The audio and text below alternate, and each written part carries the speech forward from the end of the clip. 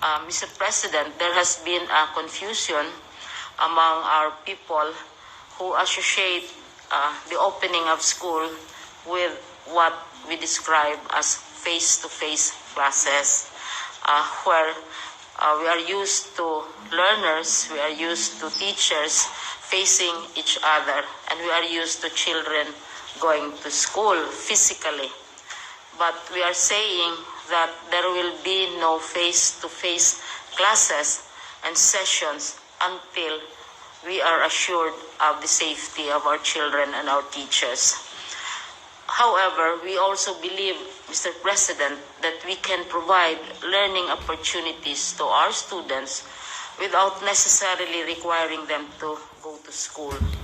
And this we can do through what is described as blended and distant learning.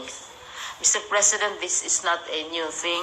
We have many universities and schools which offer distant learning in many ways.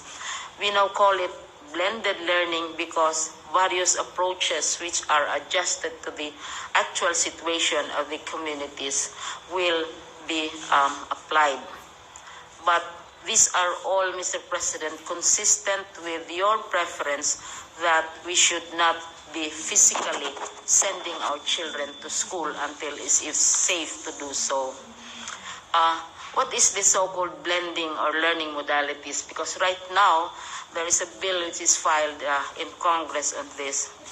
One, for those who don't have connections, who don't have interactive facilities, there will be what we describe as printed material, which will be delivered to the homes of the students through the barangays, can be picked up also by their parents at designated places within coordinated schedules. We'll be working very closely with the barangays and the local governments. And the second approach is now very popular, Mr. President. This is the online learning platform, and we in DepEd, we have what we describe as DepEd Commons. Right now, we already have over 7 million subscribers, wherein lessons, homework, quizzes, tips to learners and to teachers are all in the DepEd Commons and are accessible even to the parents. So we have instances, Mr. President, of parents who are abroad and who are monitoring what is happening to their children. They also go to the DepEd Commons and check on how their children are doing. Now, in cases, Mr. President, where there is no connectivity and printed materials may not be available immediately, we have the classic long-time approaches which have always been used in education, and this would be television. Those homes which do not necessarily have connectivity and may have television. And the most and the best used approach, of course, is radio-based instruction. Kasi ang television, mga 1950s, 60s, radios have been around since the 1800s when it was first invented. And we know that 2 world wars were won through radio messages and not necessarily computers and so on. So yung printed modules, Mr. President, we have a description of what it entails. And then also, on the matter of online, ito yung popular talaga. It's gaining popularity, online distance learning with already 7 million subscribers. And we assume here that they have access to internet. And one worry is, how about the students and the teachers? Do they have access to laptops? We made a survey, Mr. President, of teachers, more than about 788,000 of them, to find out whether they have laptops or desktops in their homes. More than 80%, nearly 700,000 have laptops or desktops in their homes, because teachers acquire these for various uses. They have family members abroad or friends, etc., etc. So this is a very, very popular mechanism for dispensing education. Now, for those who don't have access to interconnectivity, Then we have television. Right now, Mr. President, 15% of television time that is provided by law should be dedicated to programs designed for children. So there are already existing educational programs on television stations. What we need to do is to utilize these programs to transmit our curricula. And we are working out how to do this. For example, Mr. President, PCOO is volunteering its TV facilities and also IBC 13, which is radio, for the utilization of lessons through radio and television. Radio and television for those who don't have access to a computer. Now, radio-based instruction is quite popular, Mr. President, because right now, municipalities are volunteering. Usually, municipalities have their radio stations. Cities have radio stations. There are local radio stations.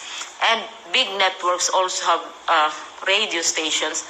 And many of them have lessons, which yung tawag nyon is schools of the air. Mayroong mga religious groups, they give lessons in agriculture, lessons in whatever sciences over the air, because alam nila not everybody has access to television or to online computers. So ito yung ancient, pinakamatandang paraan for teaching as an alternative to face-to-face. Now, Mr. President, what we are doing in the regions is, the regions are different from each other. Some regions have many islands, some regions have many mountains, some regions have interconnectivity, and so on and so forth.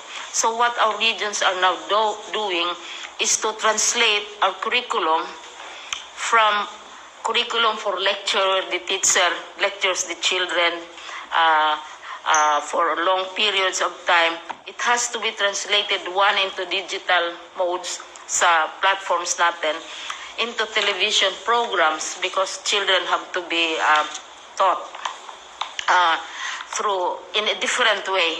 Iba yung effect ng television programs because their attention span can be very brief as well.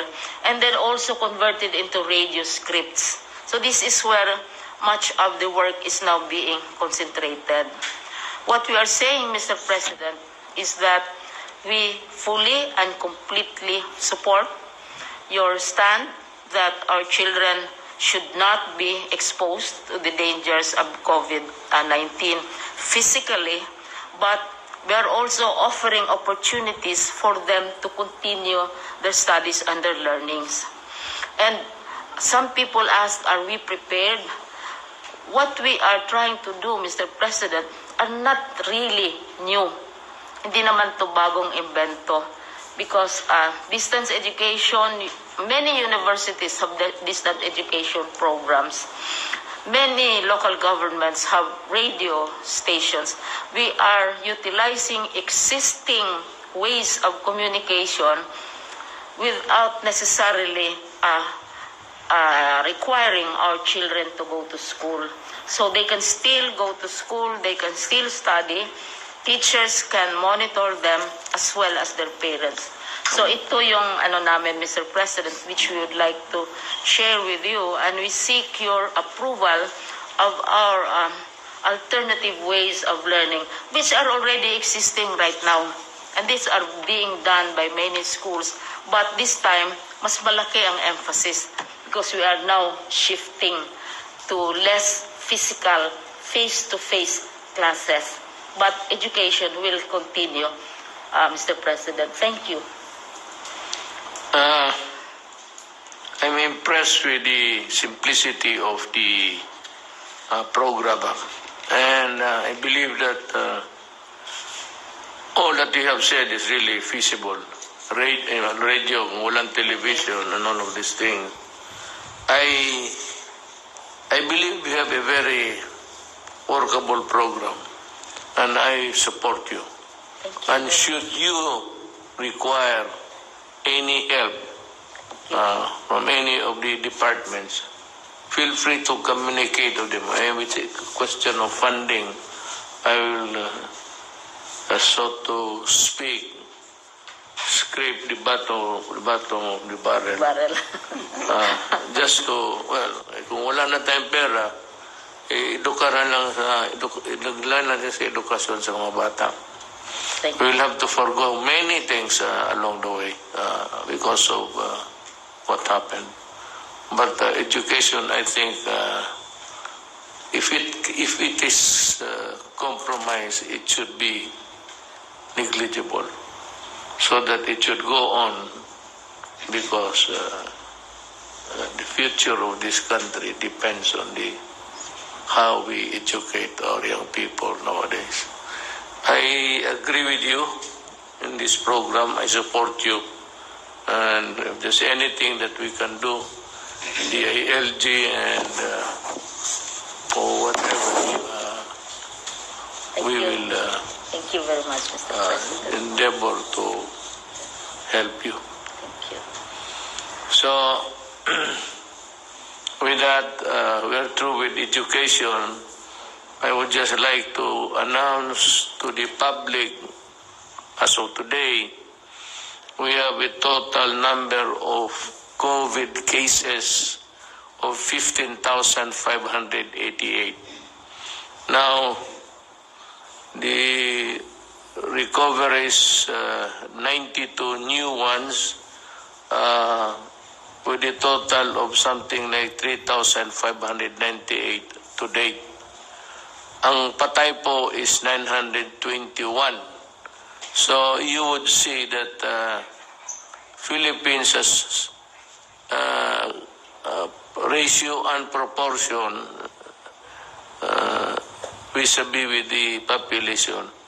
We have a low rate of mortality here in this country. The total active cases is 11,069. So, ang NCR is top-notcher, which is 330 or 61%. Then we have Region 7, 55, others 99, mga repatriate. Yung dati na dala dito 55. All in all, para sa akin, hindi naman masama ito. So let's go to the Secretary of, he has some important matters to take up with the public. Secretary Doki, please. Magandang gabi po, Mr. President and fellow members of the Cabinet, at sa lahat po ng ating mga kababayan. Gaya po ng sinabi ni Pangulo, ang ating pong kaso na nadagdag as of 4 o'clock p.m. Today, May 28, 539, at 330 galing po sa NCR, 55 naman galing sa Central Visayas, at 99 mula sa ibang mga rehiyon, at 55 na mga repatriates, na ito po yung kasama sa mga lumalaking bilang ng ating po mga OFWs na isinasa ilalim po natin sa RT-PCR testing. At karamihan po sa ating mga kaso ay masasabi natin pong mga local. Ang total number of cases po natin ngayon ay 15,588, at kumpara po sa nakaraan araw ay ang trend ng bilang ng mga kaso ay tumaas, ngunit dahil po ito sa patuloy din na pagtaas ng bilang ng mga kasong ating pong nababalidate. Ngayon, ibig ko rin pong bigyan din na ang DOH po ang ating missions na mga iba't ibang mga laboratories, pero yung mga ibang mga laboratories ay late pa rin sa pagsumiti nila ng kanilang Excel sheets. Yung iba naman po ay patuloy ang manual validation process, at yung mga ibang ibig kong bigyan na pansin ang mga laboratorio na nag-automate na po ng kanilang mga sistema. So, mabilis po ang pag-sumite ng kanila pong mga laboratory results. Tumaas man po ang ating kaso, pero sa pangkalahatan naman, ang mild cases po natin ay asa 90%. At 7.3% naman ang asymptomatic, yung wala pong nararamdaman na sakit, at less than 2% naman po ang severe to critical cases. At ibig ko rin pong bigyan din na sa kasalukuyan po ang ating health systems capacity ay sapat. In fact, we have around mga 60+% reserve capacity in terms of available mechanical ventilators, available intensive care units, and also our isolation beds. Ano po? So, meron pong tayong 92 na bilang ng ating mga kababayan na nadagdag sa mga nakarecover. Kaya sa kabuuan, ito po ay umabot na ng almost mga 3,600 recoveries. Kasama po sa mga nakarecover ay ang mga pasyenteng na-confine at mga pasyenteng may mga positive mild and symptomatic cases na na-recover mula sa kanilang self-isolation at home quarantine. Ngunit malungkot po kami na meron po tayong mga 17 na mga kababayan na dagdag sa bilang ng atin mga pumanaw dahil po sa sakit na COVID-19. At kami po ay nakikiramay sa mga pamilya na ulila bunsod po ng pagpanaw ng ating pong 17 mga kababayan. Yun lang po, Mr. President, ang akin update po. Maraming salamat, sir. Thank you, Secretary Duque, for that report. I hope that the public are able to grasp the whole of the dimensions na binigay ni Secretary Duque for your information. Now, I'd like to call on Secretary Tugadi if he has something to say about the airports and other, not only the airports, but other means of transportation under your department. Yes, Mr. Mayor, magandang gabi po. Let me predicate what I'm going to say and present by saying that while the mandate of the Department of Transportation and Kagawaran ng Transportasyon is to provide transportation, mobility, and convenience amongst its population, it is now also vested with the responsibility that the Department of Transportation must help in preventing the spread of the coronavirus. This having been said, the approach of the Department of Transportation is partial, gradual and calculated, and more importantly, by phases. Kaya nga ba't kung ang tatanungin, ano yung gagawin ng Department of Transportation in transitioning from MECQ to GCQ? Allow me to state and addressing immediately the query of the Mayor in saying ano mangyayari sa mga paliparan sa mga airport. Ganito po yung polisiya na gusto naming mangyari sa paliparan at airport. Una po, ngayon ho concentrated yung international landing and takeoff doon po sa NAIA 1, Terminal 1, 2, 3, and 4. Ang gagawin po namin once we transition from MECQ to GCQ is to expand the international aviation gateways to include Clark, Cebu, and Davao. Mahalaga hong sasabihin namin na as we expand the international gateways, aviation gateways, kaakibat ho nito yung plano namin magtayo ng mga test laboratories. Meron na hong matatapos na laboratory testing sa Clark, meron na hong matatapos sa Cebu. Ito po, pag nagawa ito, mahalaga ho ito. Kasi kung darating ho yung mga pasahero from international sa mga primary gateways na ito, kailangan ho yung testing facilities nandoon. Kaya nakakapit bisig ho kami sa Department of Health saka sa Red Cross na kung saan mapadali yung accreditation ng mga laboratories na to. Mahalaga ho na sabihin na while we put up the testing laboratories, there are already accredited hospitals which can do the testing in Clark and in Cebu. Kaya nga ho, kung wala pa yung accreditation ng Red Cross or ng DOH, pwede na hong gamitin yung mga paliparan na to. Hangarin po namin na kung sa pag-umpisa ng transition from MCQ to GCQ, hangarin po namin na every 1 or 2 weeks, dagdagan yung international gateways para mapasama yung Zamboanga, Iloilo, Bacolod, and Bohol. Mahalaga ho ito kasi this is one way of decongesting what is happening right now at NAIA Terminal 1, 2, 3, and 4 and putting it in the provinces and region. Bear in mind that we are an archipelago and therefore it is imperative that we spread the aviation centrum of operations to other parts of the country, other parts of the region. Kaya nga ho gagamitin ito. Ngayon, ito po yung international. Kaakibat ho nung international ay yung domestic operation. Ialaw po namin na magkaroon ng domestic air operation dun po sa GCQ to GCQ. Mahalaga ho ito pagkat gaya ng sinabi ko, tayo ho ay isang archipelago.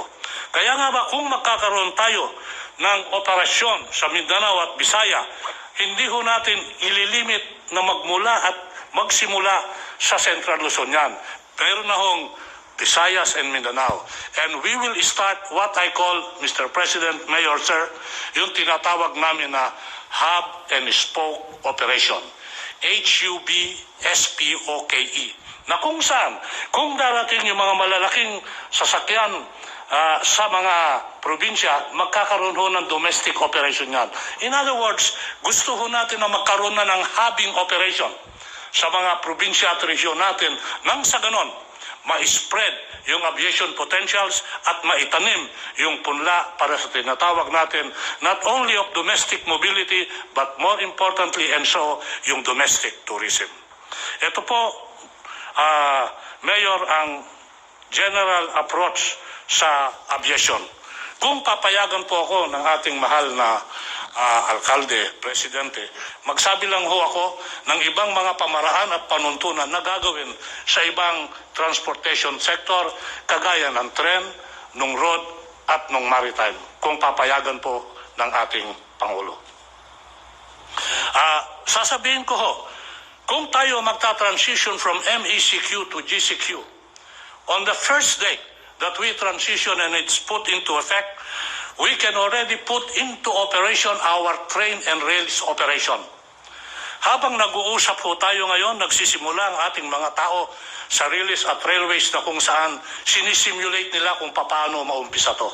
Sabihin ko na lang ho, namarkahan na yung bawat upuan, namarkahan na yung bawat ali, namarkahan na yung pagbili ng ticket, namarkahan na yung queuing. Handa na ho ito. Pag sinabing Lunes, handa ho kami sa Lunes. Bagamat sasabihin ko antimano, huwag i-expect na yung operation ng tren is 100%. As I said, we have to balance our mandate to provide transportation with our responsibility to help in the spread of the virus. Therefore, the capacity will also be limited, gradual, and calculated. It will be an average of 10 to 12% sa LRT at MRT. Doon sa PNRO, ang capacity, mga 35%. Ngayon ho, para maayos ito, sabihin ko na lang ho, part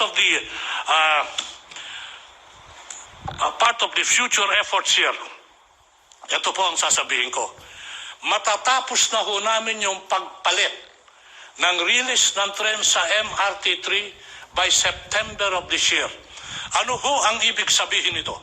Ang ibig kong sabihin nito na pag umandar na yung MRT3 sa kabuuan ng kanyang pagdagusdos at maayos na yung tren, yung average headway ho natin na 5 minutes, mababawasan ho yan. Yung kilometers per hour travel time na ngayon 30 kilometers per hour, by December ho, Mr. President, target po namin na yung speed magiging 60 kilometers per hour kasi nabago na yung release ng tren. Mababalik po ito sa dati na kung saan sabi natin, eto na yung MRT3. Bakit importante yung release? Importante yung release sa katren pagkat kasi ho, Mr. President, massive ho ang pasahero nito. Kumpara sa modernized jeepney, sa grab, sa taxi, mas madami ho dito. Kaya concentrated ho kami dyan. Ngayon, to augment, because limited capacity yung takbo ng tren, meron ho kaming tinatawag na bus augmentation system. Yung bus augmentation system, ganito po yon in generic terms. Ikakasa po namin yung operation ng tren with the bus operation following the same line. Para nang sa ganon, ma-achieve natin more or less yung tinatawag na volume of passengers that move. Ngayon ho, mag-i-introduce ho kami ng bagong pamaraan. Ito hong bus augmentation system ay magkakaroon ng tinatawag na dedicated lane sa EDSA. Mid-lane. Ibig sabihin, may tatakbo ho dyan na bus. Sa umpisa ho, kasi sinabi po natin, gradual, calculated, and partial. Ito ho, baka gamitin ho muna namin dyan, Mr. President, mga 300 to 500 buses. Sasamahan ho yan. Pag nagawa ho ito, i-increase po namin yan. Maalala niyo ho yung LRT na nasira ng 3 istasyon na hindi pa mag-ooperate ngayon? Lalagyan ho namin ng bus operation yon para yung 10 stations ng LRT will be put in operation with the combination of rail and bus. Meron hong bus augmentation system, babaguhin ho namin ang EDSA. Sasabihin ko na rin ho, yung gagawin nating landscape sa EDSA. Ultimately, magkakaroon po tayo ng tinatawag na bike lane na kung saan nakikipagkapit-bisig kami sa MMDA at the Department of Public Works para maumpisahan at buhayin ulit yung tinatawag na bicycle lane. Pag ito ho na-prove sa aming eksperimento na kaya, gagawin ho namin yung strukturang permanent. Sabihin ko lang ho na yung bicycle lane will not be limited to EDSA. It will be limited to parts of the country if it works. Ngayon ho, ang component ho ng road sector, kung o-operated mo yung red sector, ano naman ang mag-ooperate sa kalsada? Nasabi ko na ho, yung bus augmentation system. Ma-ooperate ho yung P2P, point to point. Wala hong stop yan. Ibig sabihin, itong P2P, sasama sa dedicated lane, sa agos ng dedicated lane. Nandiyan po, yung tinatawag natin na yung grab sa taxi, pwede hong mag-operate yan. Sabihin ko na lang ho, Mr. President, alam niyo ho ba na uumpisahan natin part of the new normal? Magkakaroon ho tayo ng digitalized operation sa taxi, sa bus, na kung saan merong cashless transaction, again, to help prevent the spread of the disease. Ito na ho yung mga card system. Ginagawa ho at gagawin ho namin sa taxi at sa mga modernized jeepney at sa bus yan. Part of the digitalization program, without oversimplifying, but just to show to our people who are listening and watching, meron ho tayong digitalization program. Alam niyo ho ba, yung lisensya ngayon, pupunta ka sa LTO, doon mo kukunin. Ngayon, minsan yung address nila, problema ho yan, hindi totoo. Nagkakaroon ho kami ng online issuance and application. In addition to that, yung mga lisensya at plaka, yung renewal ng plaka at lisensya, hindi ka na ho pupunta. Plano namin sa LTO offices. I-deliver ho yun ng courier. This is one way also of making sure that the addresses dun sa mga na-issue ng lisensya ay totoo. Kasi ang nangyayari ho ngayon, pag nagkakaroon ho tayo ng problema sa kalsada at hahanapin mo yung address, wala ho doon. So meron ho mga programang gano'n. Sasabihin ko na rin ho, part of the digitalization na ginawa na namin even before the COVID is the robotics. Meron na po tayong robot sa LTO. Sila ho yung gumagawa ng plaka. So ito ho, mga gagawin natin. Ngayon ho, kung mararapatin, Mr. President, let me say a little bit about maritime. Dalawa ho yung programa na ginagawa for the first time during the term of President Duterte, Mayor Duterte. Una ho, electronic ticketing system. By December, pwede ko nang umpisahan yan because now it's on a test run. Ano ho ibig sabihin nito? May ticket na ho pag sumakay ka ng mga mga maritime vessels. Mawawala ho dyan yung scalping. Mawawala rin ho dyan yung overloading kasi ticketed na. Yung ticketing, online ticketing, gagawin din ho yan sa tren. At ginagawa, of course yan, sa aviation, gagawin ho sa maritime. So magkakaroon ho tayo ng online ticketing. For the first time, mabubuo ho natin yan by December. Para sa ating mga kababayan, nandito ho yung sinabi kong palamigan ng bayan. With the problem on COVID at yung sitwasyon at lack ng storage ngayon, yung magsasaka, yung mga mangingisda, nasisira ho yung kanilang tanim at pangisda kasi walang storage. Ang ginagawa po namin, Mr. Mayor, Sir, is linunsad ho namin yung palamigan ng bayan. Ito ho yung cold reefer na kung saan pinapadala namin ito sa mga komunidad na municipality na merong nangingisda at merong nagtatanim para matulungan yung kanilang pangingisda at ang kanilang pagtatanim. Binibigyan ho namin sila. Nakadistribute na ho kami 11 reefer containers. Plano ko ho, pagdating ng Hunyo, I know it's a tough order to my people but I'm pushing them. Gusto ko 2 container a month para mapalawig yan. Then we can help di magsasaka and di mangingisda. Sabihin ko na rin ho, Mr. President, sa maritime, nakatapos na ho kami at report namin sa IATF kahapon ito, na matapos na kami ng puerto at gusto nilang inauguratein pa. Sabi ko, wala nang inaugurate. Operated mo na lang. Mahigit 10 na ho yan. Operated mo na lang.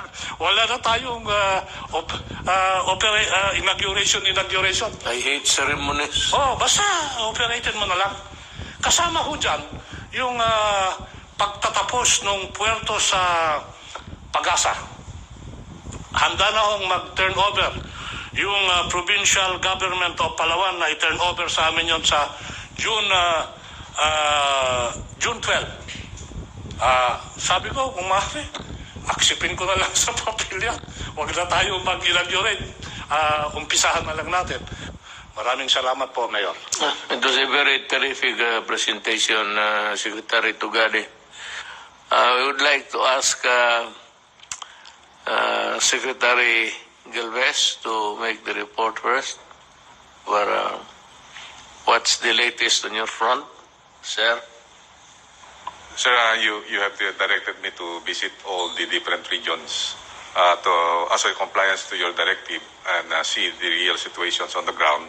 I have already visited Zamboanga City, Davao City, Caraga region, Bohol, Cebu City region, the Laguna region to build the quarantine facility there. Also, I visited Baguio City, sir, to see the good things that Mayor Magalong is doing. I also visited Region 12, and also I visited the malls so that we could see if they are really following the protocols. Sir, they're very thankful to you, sir, and also to Senator Bongo because we have given them more or less 200,000 rapid test kits. And also, we put up the machine laboratory. When we went to Zamboanga City, sir, we left more or less 1,100 kits. And now they have 2 laboratories already. And also in Davao, we have already procured with the help of the different companies, San Miguel Corporation and also Ayala Corporation. They're trying to automate the Southern Philippines Medical Center.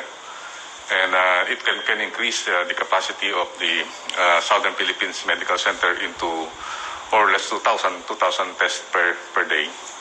And the machinist will be flown from Zamboanga City to Davao City maybe this coming Saturday, sir, to fix the machines.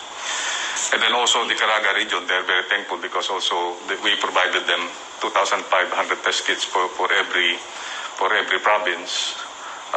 And also Bohol, we saw that Bohol will be one of our candidate for the new normal because they're still COVID-free. And considering that most of their businesses came from tourism, we are planning that we will have a preparations for local tourism this coming June and July, and then they may be opening up. If the situations improve, sir, they will open up tourism again in Bohol, and they're very thankful that we have given them hope that Bohol will be our model for the new normal. And also in Baguio City, sir, we visited Baguio City, and the Baguio City, sir, is very sprawling right now. They have opened up all the business except for mass transportation and also hotel and restaurants.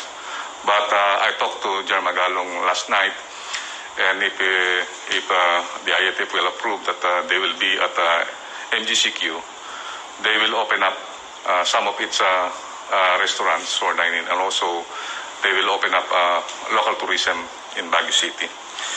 And then during my visit on the malls, we saw that the people is really very mindful of the pronouncement of the president. As of this moment, what we saw to the malls, we thought that there are many people there, but more or less 10 to 20% of the mall capacity is parang takot pa rin ang tao, sir, na magpunta ng malls. So majority, nakita namin, sir, mga 20 to 30 opening pa lang, sir, ng mga malls. Ang marami lang matao is yung sa mga supermarket, but those who open, nakikita namin, sir, na medyo merong pa rin natawag natin precautions. But I believe when I talk to the administrator of the malls, they are very, very happy that the president, the government has given them the hope that there will be an opening. And considering that NCR will be GCQ'd, they're very happy. Sir, I also visited Cebu City. We met with Secretary Dino, and they are doing good. Though the figures that we saw is medyo tumataas po yung kanilang cases, but we saw that it is in Cebu that they conducted expanded testing. They conducted 32,000 testing, and with the rapid test, and also more or less 16 to 20,000 PCR tests. And they say that they are prepared for the GCQ, considering that when we met all the businessmen there, and they're very happy that we visited them, and they are preparing for the opening of business because they already lost a lot during the CQ. Mr. President, for all those LGUs and businessmen that we have visited, they are very, very thankful that the government is giving them the support, especially when we go there. We brought PPEs, protective personal equipment for the health workers, and also we provided test kits, including rapid test kits, and also we brought all along with us with the PCR equipment. That's all, Mr. President, and I would like to convey the gratitude of our local government officials and businessmen for the visit. And also the gratitude of the nation for your untiring services, General Galvez. Dito sa Pilipinas, hindi tayo nagulang ng Benji sa Baguio. He's a very good administrator, being a military man. He has that, I said, how to craft a government that is really fit for in your jurisdiction. Maraming mga leaders na ganon. But meron namang iba, and I don't blame them actually. They say that I do not have any quarrel with Richard Gomez, as he was the one who said that he's not going to accept anybody from entering or for that matter leaving the place. okay mo lang yan. It's part of maybe the vigilance that a person nurtures in his heart of how to do it. But, you know, there are also constitutional issues that are involved, and those are sacred ones. And for those who are not really pronounced to be infected, positive, there's no reason why you should not accept them, especially those who are returning to their homes from doing a work abroad. Kawawa naman kasi. So, yung constitutional right, there's no really a reason why you should not accept them with open arms. I think this has been understood by everybody. And unless, well, for one, if you are positive, you can stay with the place where government has to provide for the hospitalization. I want to make it clear that as much as possible, the ordinary citizen, the Filipino, does not have to spend money. If he is sick, he can seek hospitalization and charge everything to government. Wala tayo na. If he happens to be in that place and he cannot move out, and maybe he's not welcome to the place, he can stay where he finds himself, and this I would like to convey to the mayor. Help anyone, not even Filipinos, foreigners, who are in your place and who go to you or who goes to the municipal building, the seat of governance of your municipality to seek help. You should expedite the hospitalization. Tulungan ninyo yung mga Pilipino. Total, I will pay for the expenses. Walang problema yan. You just sign a whatever document there. I will pay for the hospitalization of any Filipino who finds himself in a strange place and he has nowhere to go. That is really an order of the national government to the local governments. Help, do not deny, and you must expedite the hospitalization until he is cured. No problem about payment, I will pay. Just bill me, and I will pay. Now, we'd like to hear sa ating next speaker, I'd like to ask General Anyo to... Maraming salamat po, Mr. President. First of all, kung merong isang positive po na nadala ang COVID crisis na to ay sa larangan ng peace and order. Mula po nung panahon bago mag-lockdown, mula January 5 hanggang March 16, 11,004 criminal cases po ang lumitaw or crimes. Pero mula po nung nag-lockdown tayo from March 17 to May 27, bumaba po yung ating crimes ng 4,479. 60% po ang naibaba sa tinatawag nating mga crimes, sa 8 focus crimes. So ito po ay magandang development sa larangan ng peace and order.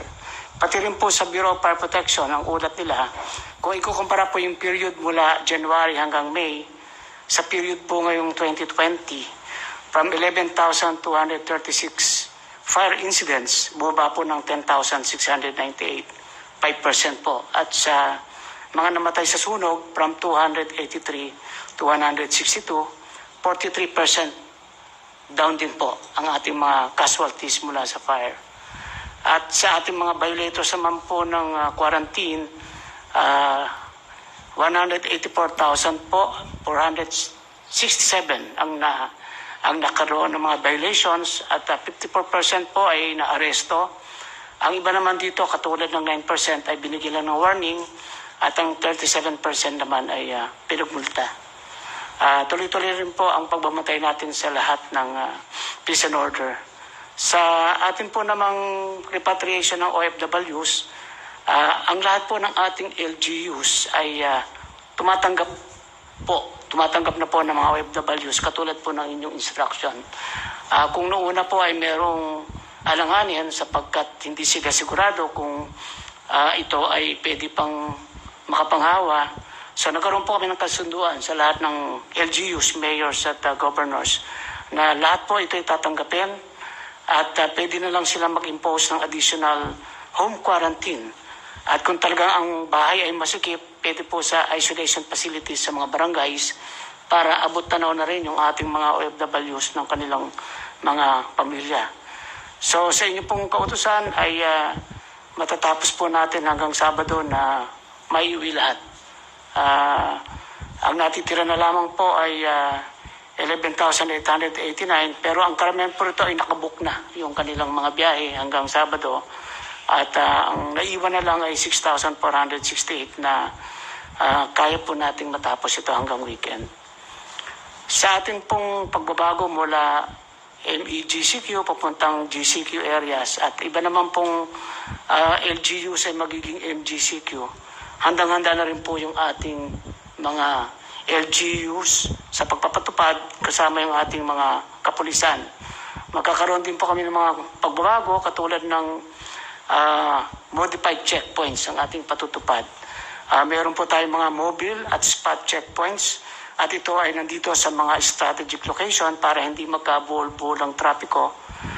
At magiging mahigpit pa rin tayo sa mga provincial borders. Within the province po ay hindi na kailangan yung ini-issue ng mga barangay quarantine pass. Travel pass na lang po para sa pagdaan niya from one province to another o kaya ay from one region to another ay makikita po natin na may kabuluhan talaga ang nagbibiyahe at hindi siya nagbibiyahe lang para sa leisure lang. Patuloy din po yung pag-inspection natin kasama ang DTI at DOLE sa iba't ibang mga business establishment para masigurado na ipinatutupad yung ating tinatawag na minimum health standards, lalong-lalo na po yung pagsusuot ng face mask, yung physical distancing, at yung pagsunod po na may limit ang kapasidad sa pagtanggap ng mga customer sa loob ng mga shop at mga mall. Sa atin naman pong SAP distribution, nakahanda na rin po tayo sa second tranche at inihintay lang po natin ang pagbaba ng mga pondo galing sa DSWD sapagkat ang gagamitin nila ngayon ay automated payment. Base po sa mga SAC form na na-submit noong unang first tranche, mas mabilis po ito sapagkat mga pag-automated payment na iwasan na rin yung pagkukumpul-kumpulan at doon sa lugar na malalayo naman po ay manual pa rin pero katulong na po ang Armed Forces at saka Philippine National Police. Yung 5 milyong additional po ay kinukumpleto natin yung mga pangalan. Sa ngayon po ay nasa 3,818,608 names na po yung nakukuha natin at ito yung mga priority na makatanggap sa second tranche. So handang-handa po ang ating LGUs at ang ating mga kapulisan para sa pagpapatupad ng bagong inyong idineklara na mga classification. Bilang tulong din po sa ating DOTR, yung binanggit po ni Secretary Tugade, na gusto natin na ang bicycle po ang maging isang pangunahing pamamaraan ng transportasyon. Kaya nagpababa rin po ako ng memo sa ating mga LGUs na yung lahat ng mga major thoroughfares ay magdugtong-dugtong, magkaroon ng bicycle lanes para ito po ay ating ikampanya na gamitin ng ating mga kababayan bilang pangunahing transportasyon, lalo na kung malalapit lang naman yung mga opisinang pinapasokan at mga lugar na pinupuntahan. Yan lang po, Mr. President. At ready na po kami para sa pagpapatupad ng bagong mga deklarasyon ninyo sa classification ng iba't ibang lugar sa Pilipinas. Thank you po. Yes, thank you, Jar Anyo. Alam niyo, if you heard him correctly, I was talking about enforcement and the role of the police. I repeat, there is no martial law in the Philippines. Far from it. We are exercising the power of the state to protect public health. That is all there is to it. Now, because sometimes enforcement can be a very tedious process in explaining to the ordinary citizen, please understand that these are things which we have to do because it is needed to be implemented. Yun lang po, huwag kayong matakot that there will be no arrest, detention, or anything. It's purely, if at all, if there's any intervention or interdiction done by the law enforcement agencies. Pati yung military, the role is just to implement the law. They are called upon to assist the civil government. Yan lang ang trabaho na at makita ninyo, we are progressing at a very fast rate because we were able to put in place the rules to be followed when COVID came in like a storm from the outside. Now, for our last speaker, I'd like to just give the floor to General Lorenzana. Maraming salamat, Ginoong Presidente. Ito po ay dagdag lang sa mga ulat nila General Galvez at saka General Anyo tungkol ito sa mga ginagawa natin sa mga OFWs. Yung pong utos ninyong magpauwi tayo ng mga 24,000 OFWs na nasa Manila ay natupad po. Saka nalampasan pa po natin yung bilang na yon. Ang ating naipauwi ay 26,590. As of last night, meron pang mga OFWs niyan, kasama na yung mga bagong dating na 77,569. Ngayong araw na ito, umalis na, umuwi na yung 3,597. Meron pa titirang 3,972 na pwede na makakauwi nitong linggong ito. Mr. President, yung ating sistema ay naayos na natin. Medyo nagkabuhol-buhol ng una dahil marami tayong mga salubong na problema. Pero naayos na po natin ito dahil pinag-isa-isa natin, ipag-unayan kami sa DOTR, sa DILG, at saka sa DOLE. Dahil lahat po ng mga ahensya na yan ay may pakialam sa OFWs. Mula ngayon hanggang katapusan ng Hunyo, sabi ni Secretary Bello ay may darating na 40,000 na OFWs. We can assure you that okay na yan, maayos na natin yan. And we ang target po namin ay hindi magtatagal na 4 na araw yung mga OFW rito at makakauwi na sila. Ngayon, kung matutuloy yung balak ni Secretary Tugadi na bubuksan niya yung mga ibang international gateway, ay pwede na nating idiretso yung mga mga OFWs na darating at saka seafarers, yung pong nagkatrabaho sa barko, at doon na sila mag-testing. At least malapit na sila sa mga pamilya nila, hindi na sila malulungkot kung sila ay nadadalaw ng pamilya nila kung naka-quarantine man sila. Pero ang balak po rito ay pag dumating po yung OFW, i-testing sa PCR at mag-quarantine sila ng 3 araw. Paglabas po ng resulta ng test, kung sila ay negative, iuwi na po. Yun lang positive ang maiiwan. Kung gano'n pong gagawin natin ay mapapadali po yung trabaho ng lahat at mapapadali rin yung pag-uwi ng mga OFW sa kanilang mga bahay. Yun lang po, Mr. Presidente. Salamat, General Lorenzana. Alam mo, as you see, if you listen very carefully sa mga pinag-usapan naman dito, it's all geared towards governance, to take care of the citizens' republic. Lahat ho namin ginagawa at wag ho kayong maniwala. Ako na yung nagsasabi sa inyo. Yung mga test na yung sabi nila yung they unfairly drag the name of Secretary Duque. Hindi ho totoo yun. Ang nagbili noon, ang budget pati yung Office of the President mismo. Sinadya ko yun para madali. Tinanggal ko nga doon kasi overwork na ang Health Department. Ginawa ko yun para mabilis. Itong mga bidder na ito who offered a lower price never participated in the bidding.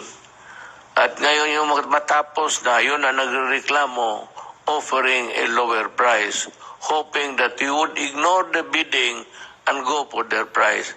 Ito yung mga gago na ito, when they were first approached, mahal. Ngayon, may bidding, hindi sila sumali. And suddenly after that, and may I inform the Senator Drilon and Ping Lacson and everybody, ganon ang nangyari.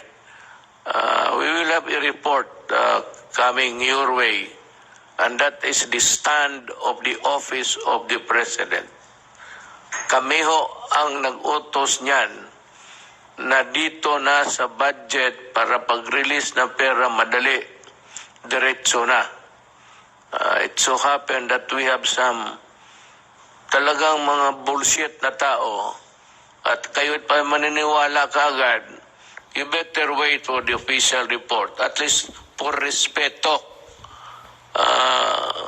Little respect coming from the Office of the President kasi sinadya ko yan. Right at the beginning, you must have heard, sinabi ko, itong pera na ito at binigay ng Congress, wag na wag ninyong gamitin. I said, I even used the word, do not fuck with it.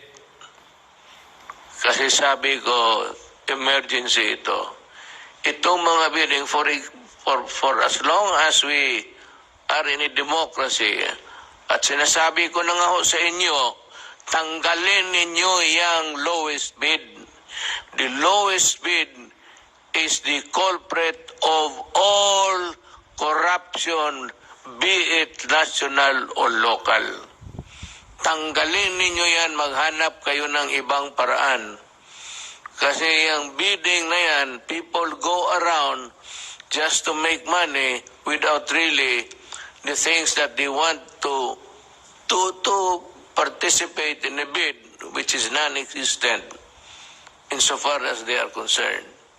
They are using yung mga cornering of contracts tapos go into a bidding. And we can explain that carefully. Ito si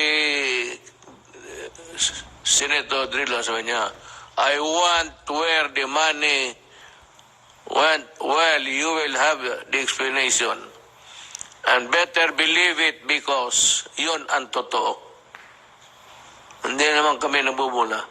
I said, we do not, nabi ko, do not fuck with the people's money, with more reason that we will not fuck with the money that are given. Thank you.